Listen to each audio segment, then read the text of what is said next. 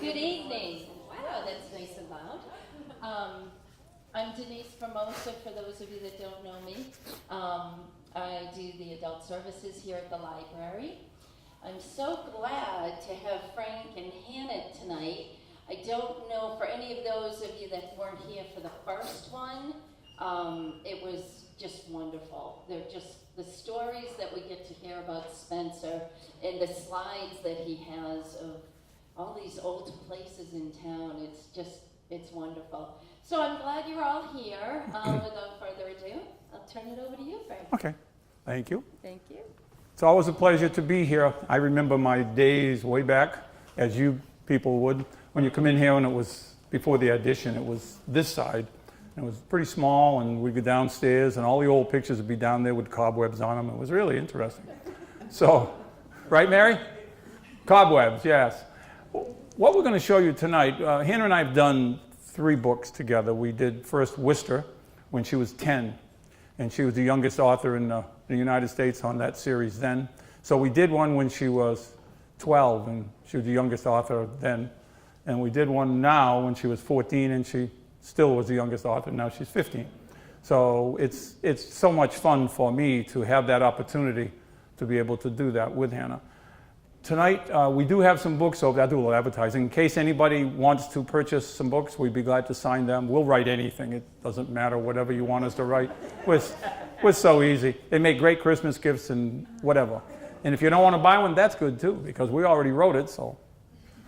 But I'm going to turn it over to Hannah in a moment, and she's going to run through some, and then I've got a bunch to run through, and then she'll be back, and then I'll do some more, and she'll be back again. And that way we can share the podium a bit. And thank you all for coming.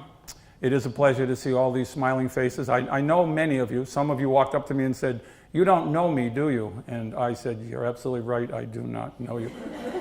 But I remember the face. And so then you can renew those kinds of things. And like Danny, where'd Danny go? Danny Milosh was sitting right over here. Oh. Remember Dan? I tried. And I gave him a story tonight about when we were driving. He used to live on 31, and we were driving. I'll embarrass you, I don't mind. We were driving back to Spencer. My brother Bob was driving from Spencer. We were going back to the Black and White, where I grew up across the street. And all of a sudden, it was in a snowy day, and a snowball about the size of a basketball hit the windshield. And we didn't see him, except this little kid running around, because they're a little younger than me, and ran around the back. So we went over that story today. He remembers, including the one he threw at a state trooper, and got that one too. So I'm going to have Hannah pass this out. It's a glass negative of Bullard. With a lot of these, William Bullard, the photographer, who I've done a lot of work with his negatives. He passed away by suicide, unfortunately, in 1918.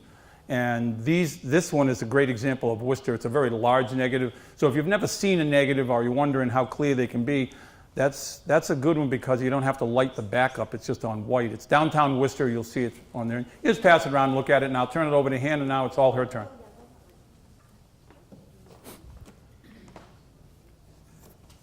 I'm first going to talk about the origin of photos. First, the old photographs. Many of the photographs we have were taken by William Bullard between 1894 and 1917.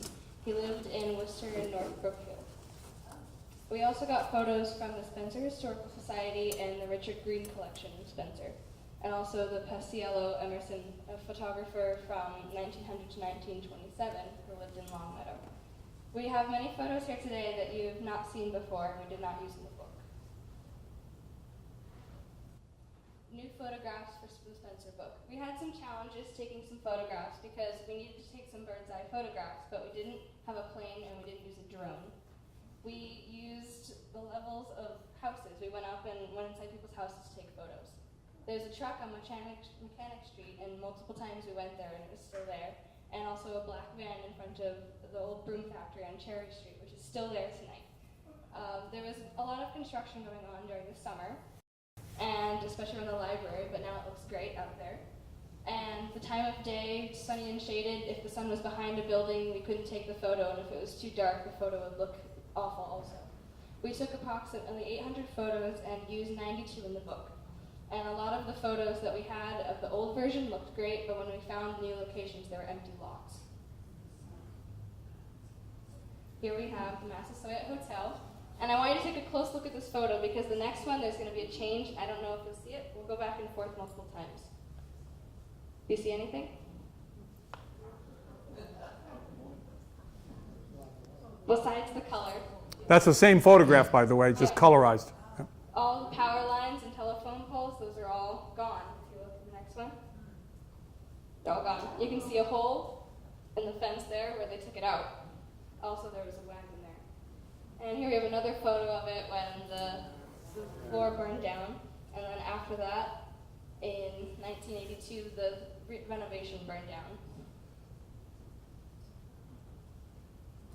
Here we have a parade for International Order of Odd Fellows.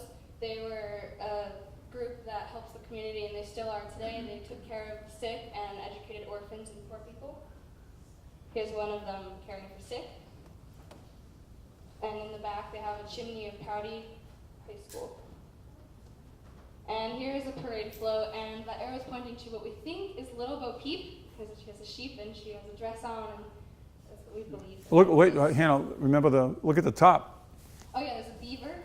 Why, we don't know, but that's quite we studied it and we kept looking at it, blowing it up, but who knows what that float's about. Here we have a trolley that stopped in Spencer and Worcester, and right back here is where the Worcester Library is today. And here we have a man in a wagon, and he looks like he's signing something for this boy. And in the boy's arm, you can see the Spencer leader. Oh, I guess it's my turn.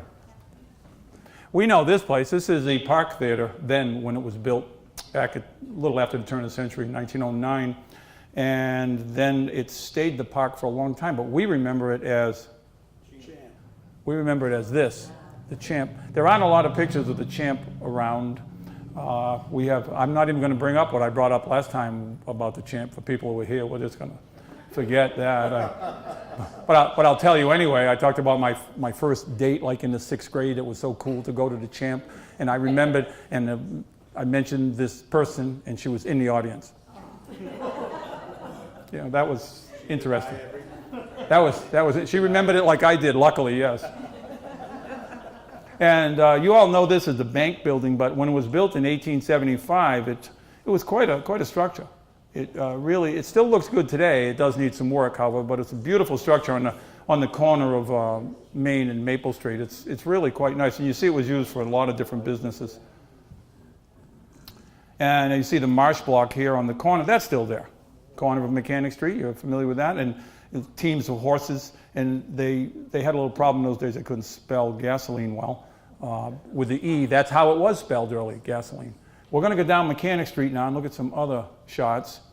As that's still the same block right here. We're taking this from Main Street. You're going down the hill, and to give you a frame of reference, that arrow is pointing to the Five Loaves Bakery, which there's no building there now, but that's to come along later. Of course, you're looking at a picture that's right after 1900. And this is turned around looking back up Main Street. It looked pretty good. And you see that pair of scissors right here. That was my wife's great uncle, Ulrich Dufo. And they made a postcard of that, a picture very similar to that. It's really kind of neat. And you have Desplaines ice cream parlor up there. And now you don't see it too often like that. Now you're down at the corner looking up, and you see at the very end of the street, if you're looking here, that's the Prouty Boot Shop right there. So you're probably not going to see Mechanic Street looking like that until they renovate some of the buildings. As we all know, it's a beautiful street, and it could be a very vibrant street for this town. It just needs money, renovation, and I think you have a beautiful street there to work on. I don't know where they're going. Maybe the Champ had a double feature or something with a cartoon. That's what I used to remember. And you think that's busy? How's that? That's looking back. And if you can see, that house is still there, but the roof no longer says drugs. It used to say drugs. I have other pictures now. Again, I'm not sure they were selling them. I don't know what was going on in that house. But they would put things like that on different roofs throughout New England. And there are many theories as to why. One of the reasons airplanes could orient themselves by running around and say, oh yeah, take a left at a place that says drugs or whatever, but that's gone and the house is still there. This is, of course, a 4th of July time, and it's appears to be rather crowded. We just don't see that anymore. And this is looking down. You see the Holy Rosary, which is now Mary Queen Rosary. And that little follow the bouncing arrow, that's the bread shop, the Five Loaves Bakery. And that was the Lamoureux block that we would remember it. It was originally the green block before that. If you have any questions while we're going through this, just shout them out. We won't answer them, but it might make you feel better. So, anyway, that is the green block right there, looking at a different angle. And there are a number of railroad tracks here. This is a pretty busy place as it went into South Spencer from here. And you see what is now all added on to. It's got a little dance studio. It was a restaurant for a while, as some of you know. And this is a kind of an unusual shot in that it's built. I have a lot of negatives of it being built inside, and I'll show you one. But it's done, and they've planted bushes. This is an incredible home. It was built in 1899 by Rufus Sibley. He had bought the farm. That's the high school, by the way, up on the hill behind the high school. That's where that is today. And that building had 52 rooms in it. And it was 120 feet long, 50 feet deep. Incredible piece of work. It was a summer home. He lived in Rochester. Didn't come here that often, Rufus Sibley, owned Sibley Farms, obviously. He didn't come here that often. And the hurricane of 38 did severe damage to it, and they just took it down. Certainly could have been repaired, but in those days, take it down. Either burn down or you take them down. And there the workmen are inside it. Still some things to put in. You can see different pieces that have to be put in. Look at the woodwork in that. And think that that woodwork was done not with big power tools. That was done the old-fashioned way. Now this is looking up the street towards a place you would know, the drugstore on the left. They're selling Hood's milk and other things. And you see up to the top of the hill where the Cumberland Farms was, right there. That arrow is pointing to a little bar room on the right called the Busy Bee. You all remember that, many of you do. Ray Rich had that for a long time. And then he moved down to what is now the Mexicali Grill. Yeah, he moved down there. And you look at this next picture. This is a picture that Bullard took. Bullard is renowned for incredibly great photographs. This day he was drinking. Because why? Why did you take a telephone pole, right? I mean, really, I'm serious when I say he was a tremendously good photographer. And I don't understand this one, but you see the Busy Bee better there. Right here, I used to get haircuts right in there. And I don't know how many of you did. They moved down, was it Al Ashenbaugh? Al? Yeah. He moved down to Mechanic Street after that. Yeah. And this, I had this one last time. I had to put it back because it's Richard Green's aunt. And it's just adorable. It's at the house, it's 257 Main Street. It's at that house right in front of it. I mean, who hitches up a little kid in a little, beautiful little wagon to a cow? Things were tough. And it was a reasonably wealthy family, so it had nothing to do with all we can afford is a cow. I mean. And this is Richard's father with a different cow. But I put this one here for another reason. The trees are missing. Look how great that looks behind the house. The field behind that house is still fairly open, but not that far. And now we're looking down Linden Street. You can see the tower on what is the SAD building, S-A-A-D, right behind what was LeCare Lumber. And right there, they tore that down too. That was the Prouty mansion over on corner of Cherry Street down by Maple. Frank, Yes? that church that's in front of George Sad's place. Yes, that was a Universalist church. How long ago did that stop operating? I don't remember that ever being. Oh, 30s. A long time. Oh yeah, you wouldn't remember that. Even you weren't a little kid then. Okay.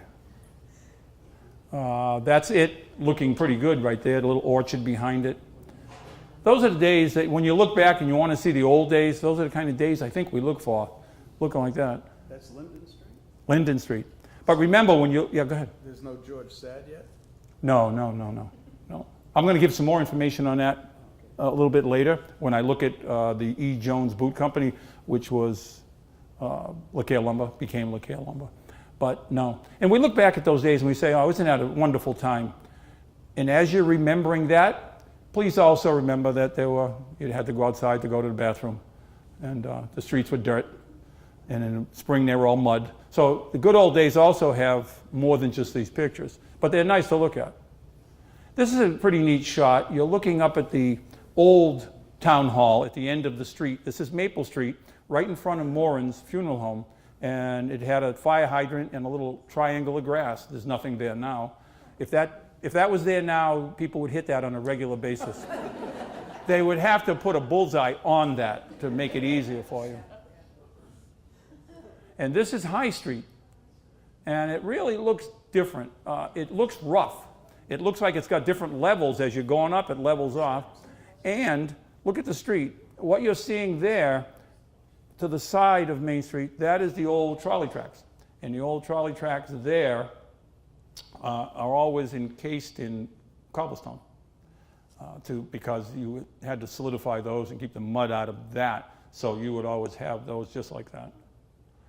This one I showed the last time, but I didn't show this picture. It's in the book. It's the Wilson farm. If you go out and look at it today, it no longer looks like this. These pictures, I was so glad to find them. They're really nice. The farm was quite nice. It's brick, but it's kind of fallen down today. And that's what it looked like, and that's what it looks like today. Yeah. The books are then and now exclusively, so you would see the old picture, then the new picture with an explanation. But what we're trying to do is give you other pictures that we didn't choose and tell you a little bit. This is O'Gara Field down there. Girls playing softball. I'm not sure how well you ran in those things, but it's really neat. That field's been there a long time, as you know, and it was used for a lot of things. I remember it as my track in high school. That's where we did track. This is an old Union fire pumper, and if you blow it up, you can see Spencer right in there. You can see it printed right in there. I don't know where it was taken. It's out in the field somewhere. If you wondered why did so many buildings burn down, and horses pulling it, so it was very difficult. I mean, before that, it was kind of buckets, and it's very difficult. What they would try to do was not save the building, which was almost impossible many of the times. It was try to save the ones next to it. Try not to let the town burn down because so many wood structures. You have that? Where's it located? Fire station. Oh, fantastic. Learned something. I did not know you still had that. Imagine how difficult that was. Really, really difficult. This is looking Main Street. You know, you can hook your horses up there, put your car, tie it up, whatever you've got. This is really quite different now as they raised it up with the new sidewalk. But right over there, Cormier's is over there, and prior to them, way back, 1905, was Harrington Jewels. And I guess those are the Harringtons. Or they were buying something, one of those two. This is a house, I ran across this picture, I thought it was pretty neat. Anybody have any idea where this is? Oh, you're good. It's exactly where it is. It doesn't have a corner of May and Main. This is missing. In the front of it, it's yellow, and the front is like a reproductive brick kind. Very good. And this is looking down. Main Street. And so you can see the first tower way down on the left. That's the old town hall. The next one you're going to see the Methodist Church. Both of those are gone. Then you have the Kingsley, at that time, Kingsley Funeral Home. Well, actually, this is before it became the Kingsley Funeral Home, but it became Kingsley, now it's Pillsbury. And you've got David Prouty's home right here. That's where he lived and died, right there. The David Prouty. That's the Legion. That's the Legion today. And this, pretty blank. It's all yours. She's back. Okay. We have a rare view of the Prouty High School and in the back the Congregational Church. And then we have another view of the church here. And Denny Hall. And here's a special photo of both of those buildings again because it was very difficult to take photos in the wintertime because of the glare. And so this one's special because it was taken during the wintertime. Here's another view of the Prouty High School. And then here's a back view of it before the renovation was added. This was a dedication to the Civil War statue, April 19th, 1911.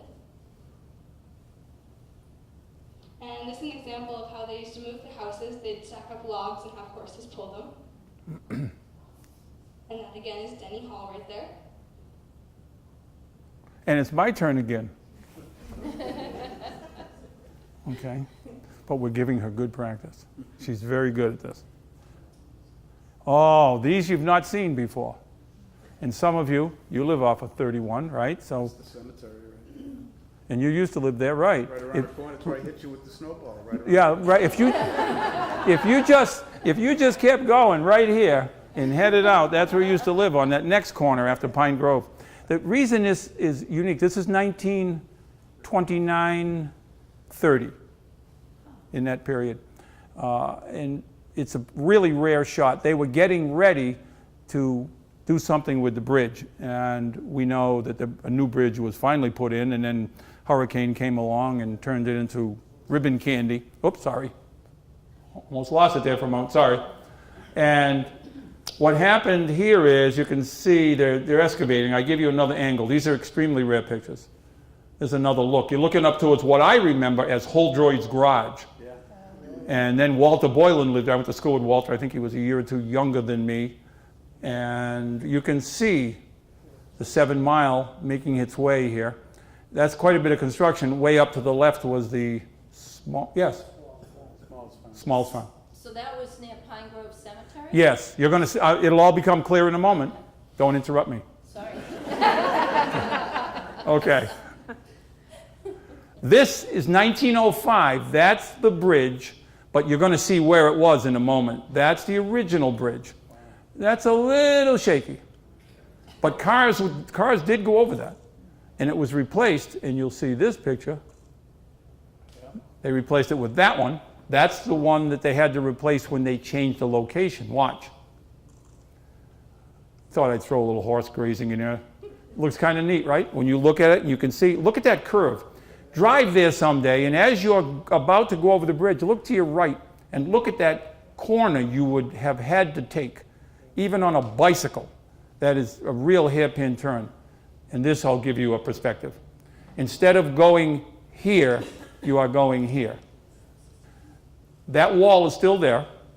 And if in the book, Hannah and I took a picture from where the car is, looking up this way, as a car went by on Route 31, on the highway, so you got a perspective of it. But I remember that hurricane, the 54 and 55, we got hit with 2 of them. And it destroyed that bridge. I remember with my brother Bob, you must have. Bridge was like this. Yeah, it completely. We walked down. The bridge was so uplifted in one spot that my brother Bob, who was a teacher in Spencer, he stood down in the bottom part, and I was, my feet were above his head. It was just a mess, as Dan said, and it just had to be completely replaced, and it wasn't very old. Right. Yes? Do you remember the Holdroyds, where you pointed out that little story? I went to Pleasant Street School, and if there were 3 of you, you could go up to Matheson's store on Grant Street.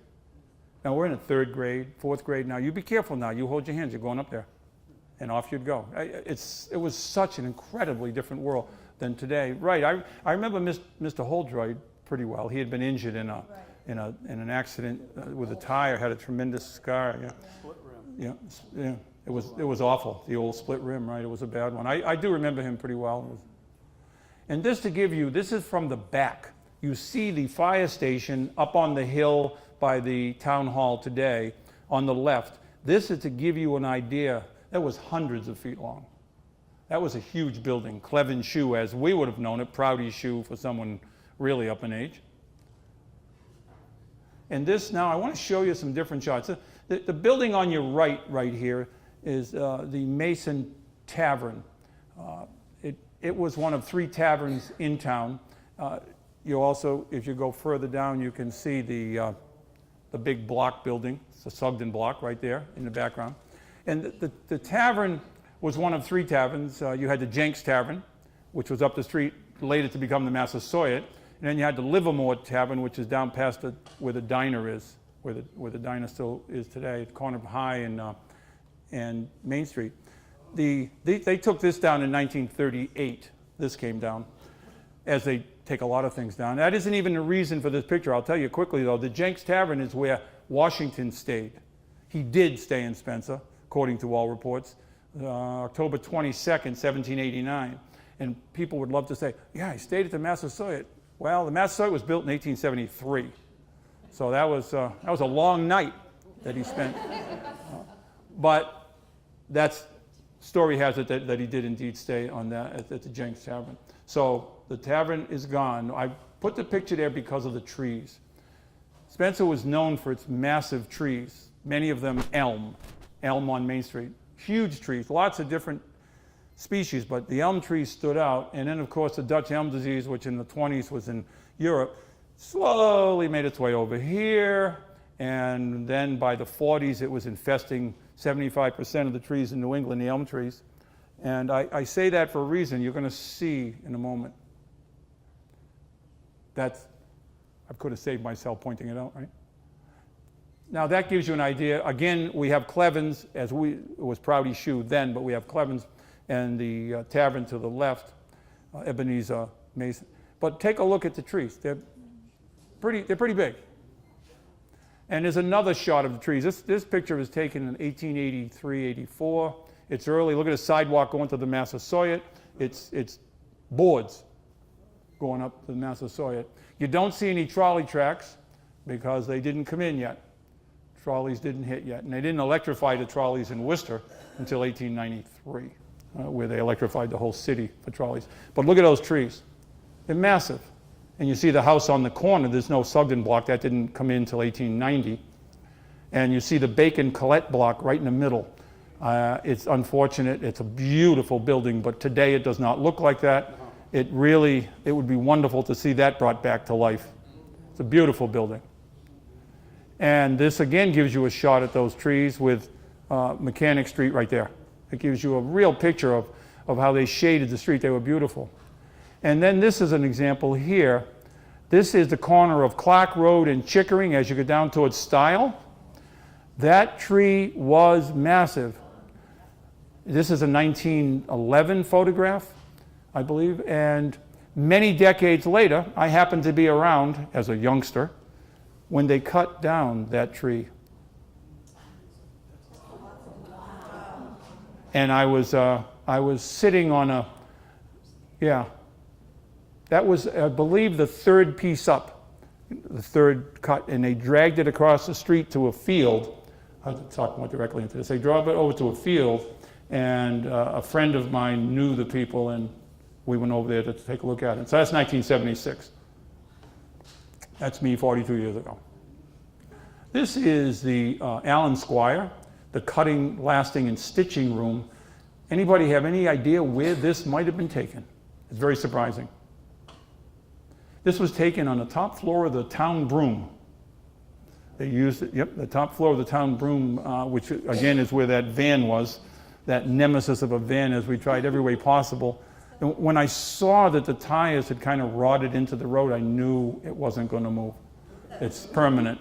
So the Allen Squire Company, after this, they did so well after they moved in. Within a couple years, they bought the Jones Boot Company. You're going to see that coming up, which would later become Roger LeCaire Lumber. They bought that, and then eventually business was so good they moved down to what would later become Spencer Products on West Main Street. And they owned that one, this one. They were very, very busy. They owned the SAD building next door. They put their offices in the Universalist Church that we were talking about before. That's where they made their offices. Frank, Sure. that picture that was just previous of the Watson farm. Before, when, Yeah, yeah, you right know there. what year that was taken? That's my husband's parents' farm. Oh, fantastic. 1911 is what I'm told, yeah. Back then it was in the Wilson farm. Yes, wait, yep. Mm-hmm.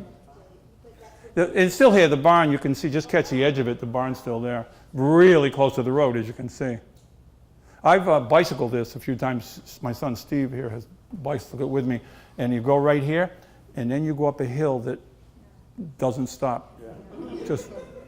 Just keeps going up. And he was always good, because I'm old and he's not. And he would say, come on, Dad, you can make it. Yeah, I can make it. 1911.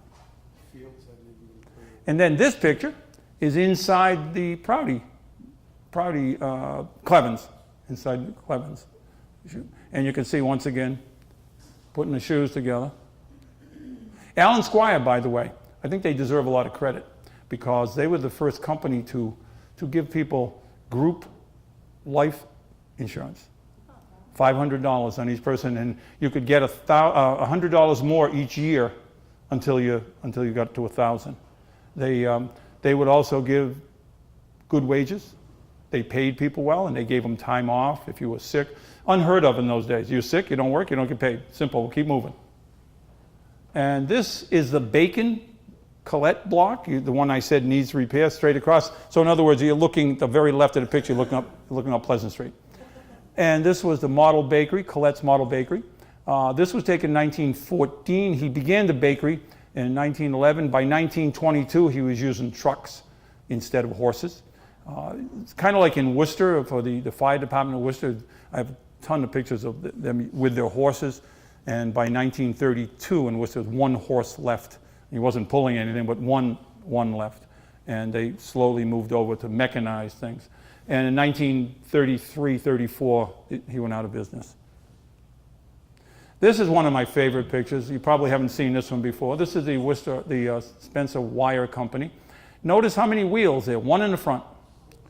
And yeah, this is really unique. I don't know what's in the barrels. I don't know if it was something that they used to burn it. Maybe there was wire or wire products. I don't know what's in the barrels, but I know that vehicle, because I looked up the vehicle and did some research on it, could carry 4 tons.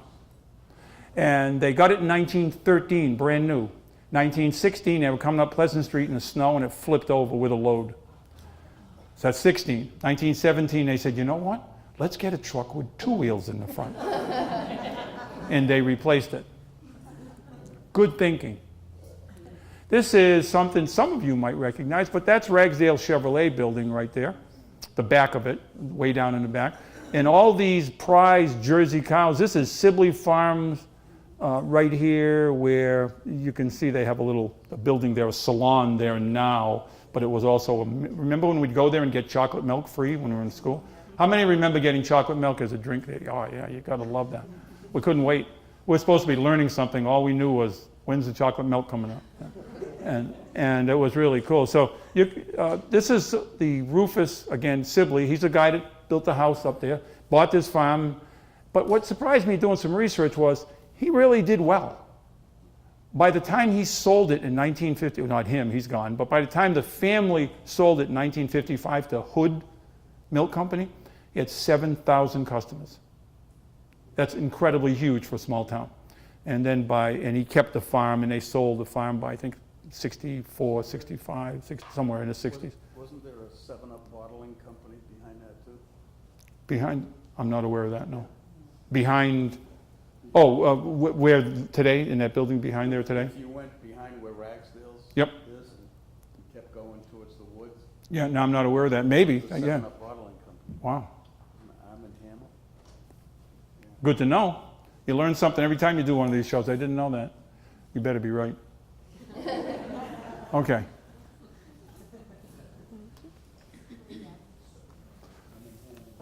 we have the Lake Whittemore Pavilion. And here we have another picture of Lake Whittemore, and you can see the water's way out at this time, and there's a cow standing in the water. And off in the distance, you can see the ice house they would use. Hannah, Yes. if you go back, is that near where the beach is now? Yes. Oh, your voice got so deep. Sorry. I can't help myself. Yep, and you can saying that Sibley Mansion, also called Moose Hill Villa. And we were suspecting that whoever photographer took this photo must have been standing right on the shore in the water because of how close it is to the water in there. And here we have another view of the lake, but this time it's during ice cutting season. You can see the horse, and he has the blades they use to cut the ice, and they send it through a little canal up to the ice house, and they use a conveyor belt to bring it in. Quick question, sorry. So this is still Lake Whittemore? Yes. So it's all that open, that Yeah. you can't see You that? can still see the Sibley Mansion up in the corner over Yeah. there. It's turned slightly. Wow, okay. And I'm back up again. Okay. Now let's see. What comes next?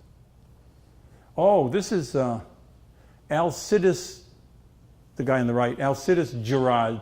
This is his bakery. you still see diamond crystal salt on that barrel, and you can still buy it. And this is about 1912. And you can see the bakery, very clean. Everything was very clean. You definitely want to buy anything that was baked there. You can see that no problem with stuff on the floor. No problem. Looking good. Look at the ceiling, looking good. Didn't have the same codes they have today, obviously. He moved this. This picture is taken, I'm not sure who owns it today. It used to be Berthium's package store on the corner of Chestnut and Maple. That's where this was. He later moved to the corner of Chestnut and Elm. This is Altercrest Farm. Is the man up there? He figured if the firemen can have, if they can have their dog up there with them, he's going to have his. Altercrest Farm, as you know, was a 500-plus acre farm that the monastery bought, and it was the keystone to the Abbey developing as it has. And it's you can still see a lot of it when you go up there. This is the E. Jones booth. This is LeCare Lumber. And so, as I was talking about before, when Alan Squire moved to a bigger facility, this is it. And then many years later, Roger LeCare bought it. They stayed in business. They did pretty well through E. Jones went out of business. When I tried to find out why they went out of business, they shouldn't have. They went out around 1917, and you should be getting war orders. Everybody else was picking up. And for some unknown reason, could have been mismanagement, whatever, they went out, and Alan Squire moved right in and did very well, opened up several, opened up the Spencer Products one, which is still there, the old gray. It's kind of fallen down a bit now, but it's got some age to it. And they did well, and finally, what happens is you're doing well, and then by the 50s, the domestic shoe business was hurting because of tremendous competition from overseas, and they finally went out. This is the town hall here, built in 1872, cost $58,000. Notice that it wasn't positioned like the one today. See the fire station behind it? Today, if you were looking up the driveway, you can look right at the fire station a lot more directly. What happened after that burned down on January 26, 1926, this house, some of the damage to this house, they took this away, and moved it much wider, as you can see what it is today, much more. Look at the steps. They built it up. Today, the steps, it's much different, but that is the town hall. There was a statue later in front of this for the Howes, Elias Howe and William Howe, the Howe family. You're going to see a little bit of that later. And that statue was moved after the fire down in front of West Main Street School, where it stays today. With the platform on the top of the flagpole. Yeah, I was pointing out the fire. Yeah, take a look at that. You want to be a flagpole sitter? All you have to do is go sit up there for a while. And of course, that was a thing that people did, flagpole sitting. They swallow goldfish. We did a lot of, and we pick on the kids today for doing silly things, right? Well, there's a place up there. Let me go sit there for a few days. Wonderful. And I always want to throw in a picture of the library. This library is a wonderful library. Before the addition, you can see one of the brick buildings of the Prouty Boot Company in the background, which is now a parking lot, and the background here. It looks rather nice. And now we have the addition. It's a wonderful library. Those of you who don't come here often should. It's a great place. It's quiet. People are extremely helpful. And this, of course, is a busy day. Imagine this is like an old home day. This is Labor Day. This is the Spencer Fairgrounds. And just imagine that it was an 85-degree day. Look at the people. Wow. Imagine it was a 55-degree day. Still too hot for those. And you can see that little vehicle right there selling some goods. But I remember the fairgrounds from the 50s, mid-50s and up, when I would ask my parents, can I go to the fair, and from the black and white, and okay, you can have the afternoon off, but we can't take you because it's so busy here. You'll have to hitchhike. So I'd hitchhike to the fair. And you wonder, I wouldn't say that to my kids today, but different time. This is a great shot. And that has a lot of meaning to me because I used to ride the school bus by it. That is a schoolhouse right there, and you can't see that today. The schoolhouse is still there, right up the northwest schoolhouse up in the corner. And this right here, that is Route 31. And it just was a mud path at that time. And look at the lack of trees. You're going to see that coming up, the lack of trees. Hannah and I noticed that a lot when we're looking at the pictures. Where's the trees? How come we can see everywhere, everything? Where'd the trees go? Well, you'll see. This is a great shot from the Kingsley block. You all know where that is, opposite High Street. Kingsley, and then they went into the funeral business, and then they had the place next door, which is now the little blue building that's a dry cleaners. Well, when he had that, there's a story about that in the book. When they got that, what they had in there, they sell you two things. They'd either embalm you or sell you furniture. They had both going. So they get you after you were married and when you were done. So right here, you see the tower of the Cherry Street station. Right here, this is a very rare shot. You get so much in this shot. That is the Prouty Mansion, the Charles Prouty Mansion, built in 1881 on the corner. I showed it to you on the Linden Street shot. It's gone. They tore it down in 1970. Mr. Canoia owned it at that time, and they took it down. That's a good shot. It gives you perspective when you see shots like that. Again, you can't take pictures like this because there's still too many trees, even in that picture. And then right here is the bar block on Wall Street. It's still there, and there's a fireman's X on it, which is telling me that it's right there. It's got to have some structural damage because it looks tough. It looks tough. Oh, not good. And then this is the Waldo House or the Waldo Hotel, built in 1895, but it just kept being a failure. They kept opening it, then it was a rooming house, then it opened again as a hotel. Nope, couldn't make it. And they finally tore it down. So remember earlier Hannah was talking about we go to look at something and let's see what's there today. Nothing, just a vacant lot. We did that with some schools and we wanted to show in the book, but it's hard to just give a frame of reference and you've got an empty lot. It just doesn't do it. There it is in its glory. 22 rooms, I believe that had. It was quite nice. Posts are still there. Yeah, all the posts are still there. And the building to the left is condos. That's all condos today. How many remember that mansion? Yeah, I remember it well. Again, torn down in 70. I was 4. No. Here's a really neat shot. It gives you an idea of where that mansion was. It's facing this way. You would think it faced Route 9. It faced much more towards us. You couldn't even think of taking that picture today. There'd be nothing there to help you. And this is a good picture. There's a little kid. I think he's getting ready for World War I down there. He's got the hat. And this is taken up off the Prospect Street area on the top of the hill. And there was a 3-decker up there. And in our last book, I have a friend who's got an airplane, and we took pictures, turn the airplane aside, take a picture out the window, took some low pictures for our Charlton book. And here, there were too many downtown pictures. I said, we're going to be in trouble. We start buzzing the downtown, taking 500-foot pictures.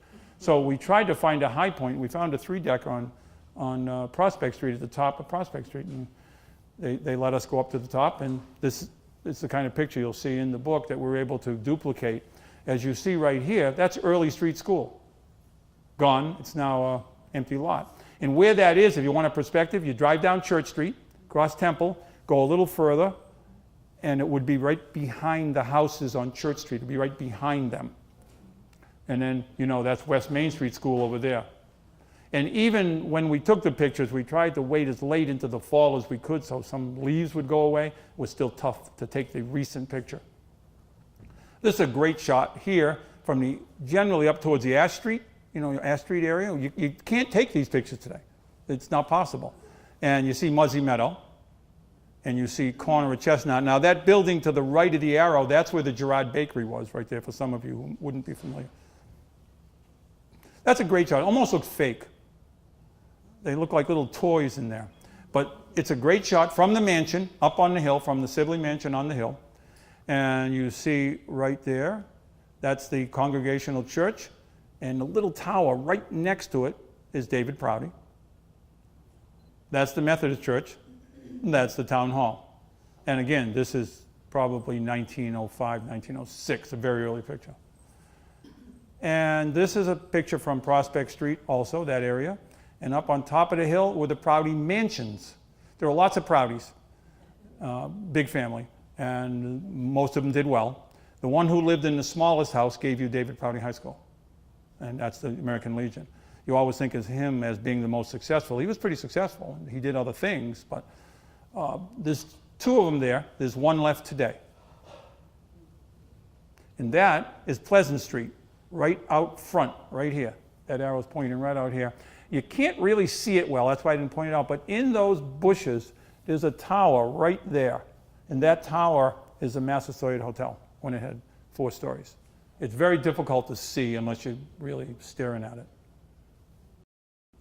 And that, way over there, is the Allen Squire Spencer Products building on West Main Street that we talked about earlier. See how I bring it all together? Isn't that fabulous? Huh. Yeah, it's on the top of, I'm sorry, I should have said that. Top of High Street. One of them, the first one is. The one to the left is still there. That's correct. The one closest to us. Yeah, I'm sorry, I should have said that. And this is showing, again, you get a perspective here that's quite different. You see the 2 churches. And you're going to see, you're looking at St. Mary's, and to the right, which came after Holy Rosary, and you're looking at Holy Rosary. That's where I got married. My bride is here somewhere. My bride from 19, she didn't want to come up front. Where are you, bride? Raise your hand. Yeah, she gives you one of these. And 1966. It's a great shot. Taken from the Sibley Mansion, once again. Again, they called it Moose Hill, so as Hannah said, sometimes it was Moose Hill Villa. You cannot possibly take that picture today. And what you're seeing there, that barn, that house still stands today. And we've taken the picture up there. We took a bunch of them up there, and we used one finally, but you cannot see anything. It's all trees. Everything's trees everywhere. And to give you perspective, there's David Prouty right here. It's on this side of the road. That's the high school. And the Dairy Queen would be off the picture to the left, right on Route 9. This is one that people don't often see. You have the Maple Street School, which was St. Mary's School when I was growing up. That school replaced these. These are 2 buildings, 2 schools. The one on the right later became Prouty Junior High School. The population shifted constantly, the school population, and they were continually closing, opening schools. They even made the Early Street School became a mortuary for a while. That's depressing if you're a teacher. I'm a retired teacher, and that's depressing. Although some of my classes when I was teaching, I looked out and they kind of looked like that. You know? Wait a minute. I'm missing a picture. Where'd that go? There we go. That's what they look like from coming up McDonald Street, coming down. The one on the left, again, they are facing Maple Street, the 2 schools. They're facing Maple. And so they were big. They were beautiful schools at the time. And the one on the left, when I grew up, many of you remember, it's a parking lot today. It used to be, they'd have a carnival there every year. And we thought that was the greatest thing in the world. Remember, what did that whole lot's like 50 feet by 2 feet? And we couldn't wait to do all those big rides, right? Now they have Six Flags, which is a little different. And I throw that into a lot of talks I do because it shows an early picture that Bullard took. And look at the girl 3rd from the left. I mean, really? That's not a serious pose, but it's always kind of funny to see those. And I say this is the beginning. It was the beginning for Hannah and I. This is the Howe House, which is now just an area of stones, a monument. It's the beginning because my grandmother was born in that house in 1885. She was born on the top floor, right. You can't see the window. I never knew that growing up until one day. I've been collecting these from the 60s. She lived until 1970. So in 1966, when I had bought a collection of postcards, I was showing them to her and they had a picture of that house. And so she said, oh, that's the Howe House. I was born in that house. That's how I learned it. I got her, and she wasn't able to walk, but I took her for a ride down there. And I remember the stories I took her from. She pointed across the street to the base of the falls. And she said, that used to be our bathtub. You just jump in the cold water. It's kind of pools in that area. So for me, it solidified my interest in history. I found it to be I love the memory today. And now it is a memory. I'm taking down memory lane for me as I end this. That's the black and white. You'll see up in the corner, 1951. I remember going up to the top of the hill behind the present black and white and taking stones off the stone wall. And I remember my father yelling, "Stop throwing the stones into the foundation," which was we dug it, which was all water. And what could be more fun than a big stone splash, get everybody wet? So we built that. And then we moved it over on rollers. We built a new one next door and rolled that one on wood logs over there. Check the gas prices, 29 and 31. And what did we call it then? Not premium, regular and high test. When you had a $3 customer, you'd check the oil, wash the windows, wash the back window, because they were pretty special. Today you can probably buy a gallon. Mobile. That's what we built. It wasn't very big. It was a World War II building, Masonite World War II building. And we bought that after the war. My father was able to purchase that. He built it in spring of 55. It burned down December 1st, 1955. So that was not a good winter, not a lot of Christmas presents that winter. And we then replaced it with the one you see today, although the one today has an addition in the back. We built that one. Look around. You can't see any of that today. The road isn't even in the same spot. The road is much closer to the pole, to the telephone pole, and then they took the curve out. So that was my growing up time, and I just want to tell you one quick story before we finish. Okay. Too late, get back to you, you can't see that yet. Now, I always tell this story about, I just told it recently to my family. That was a Masonite building, and under those windows, down the bottom is where my father kept chocolate syrup, coffee syrup, vanilla syrup, all those things he would use in gallon jugs.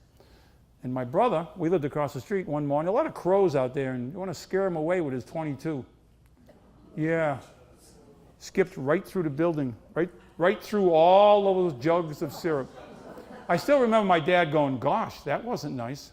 It's probably a little more forceful than that. But it's a great story. I wish my brother was here to embarrass him, but he's not right here.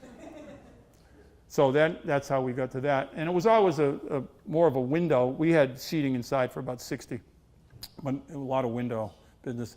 And I'll tell you something now that I don't even know if they know. The black and white grill who has it now are doing very well. I don't know if they even know the history. We sold it in '68. Where did the term black and white come from? Yeah, well, it's pretty earth-shattering. That's the only paint we had. We had 2.5 gallons of white and about a quart of black. And that is an absolutely true story. Let's call it the black and white. Okay. Thank you for your attention. We always enjoy that. If you're interested in the book, we'll be over here. You know, even if you're not interested in the book, we'll still be over here. So, thank you.